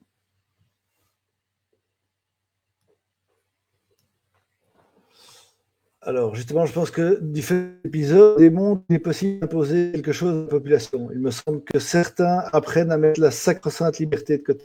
Oui, bien sûr, c'est complètement ça. Ici, on protège l'économie avant de protéger l'environnement ou la santé des gens, hein, soyons clairs. Ah oui, merci Nico. Voilà. Alors, je devais en parler avant de partir. Oui, je vais essayer de faire ça tous les mardis. Donc, si vous avez des idées de sujets, n'hésitez pas. Si vous avez des questions, n'hésitez pas. Et si vous voulez vous changer les idées, on a fait une page Facebook qui va évoluer, bouger, mais en dehors de Facebook sans doute. C'est plutôt l'idée, c'est de créer un média citoyen. Pendant le confinement, c'est Radio Lockdown, les confinés par l'autoconfiné. Et si ça vous botte, même de participer au projet, d'apporter votre pierre à l'édifice, n'hésitez surtout pas. Pourquoi ne les écoute-t-on pas quand ils parlent de l'environnement? C'est la bonne question, Denis. Voilà, je pense que d'un côté, il y a les scientifiques alliés aux économistes, et de l'autre, les scientifiques contre les économistes. Et quand c'est comme ça, c'est l'économiste qui gagne, semble-t-il. C'est l'économiste et quelqu'un d'autre. C'est un peu comme ce proverbe qui dit: si la pierre tombe sur l'œuf, malheur à l'œuf. Si l'œuf tombe sur la pierre, malheur à l'œuf. Et donc, je vous souhaite une bonne semaine. Oui, je vais mettre 20 heures, c'est une bonne idée pour sortir de l'heure de la bouffe. Pas de souci, on va faire ça. Surtout qu'en ces temps de lockdown, on peut dormir un peu plus tard, on ne navte pas. Donc oui, on va faire ça, on va faire ça. Voilà, n'hésitez pas à m'envoyer du feedback ici ou via MP ou peu importe. Le but, c'est d'améliorer le format. C'est de répondre aussi à des attentes tout en restant dans ma zone de légitimité et pas en me transformant en un expert que je ne suis pas sur des domaines que je ne connais pas. Donc voilà, merci à vous. C'était chouette. Merci, merci.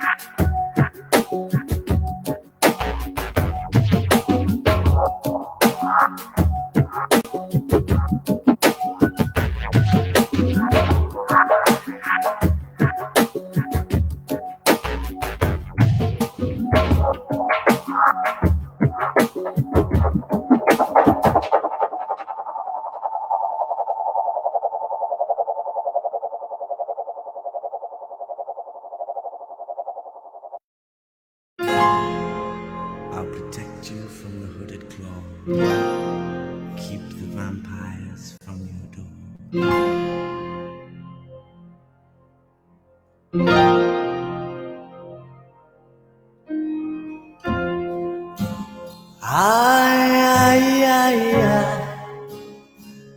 Feels like fire. I'm so in love with you. Dreams are like angels. They keep at bay, at bay. Love is the light, scaring darkness away. Yeah. I'm so in love. Dreams are like angels. They keep at bay. Make love your goal. Love is the light, scaring darkness away. Cleaning my soul. Dreams are like angels. They keep at bay. Flame onward desire. Love with tongues of fire. Love is the soul. Make love your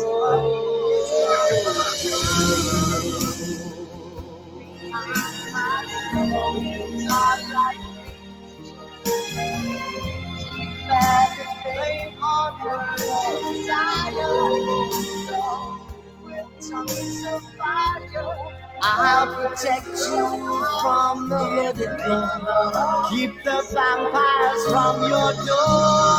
When the chips are down, I'll be around with my undying, death-defying love for you.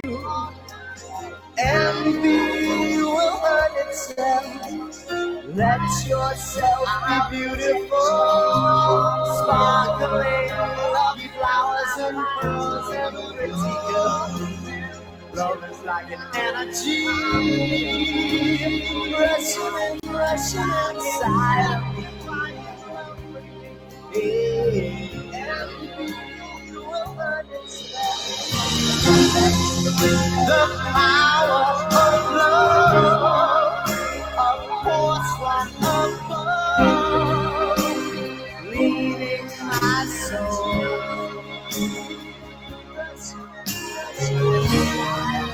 Flame on burn desire, love with tongues of fire.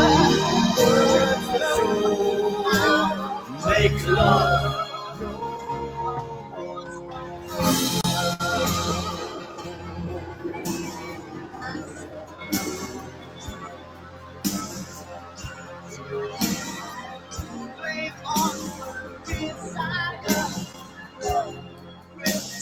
This time we go sublime. Lovers entwined, divine, divine. Love is danger, love is pleasure. Love is pure, the only treasure. I'm so in love with you, hurts the soul. This time make love your goal.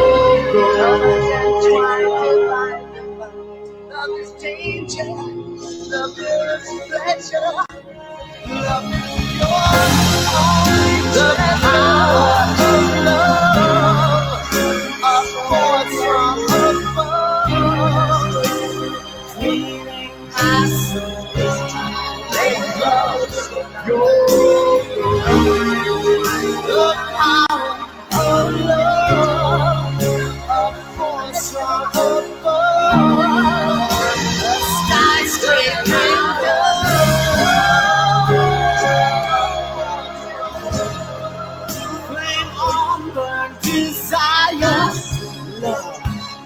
Tongues of fire, burns the soul. Make love yours.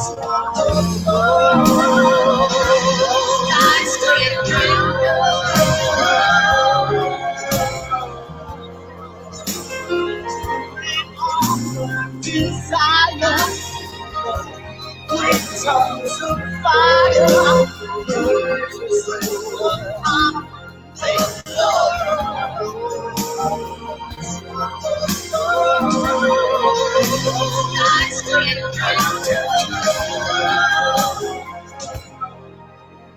Keep the vampires from your desire. Tongues of fire.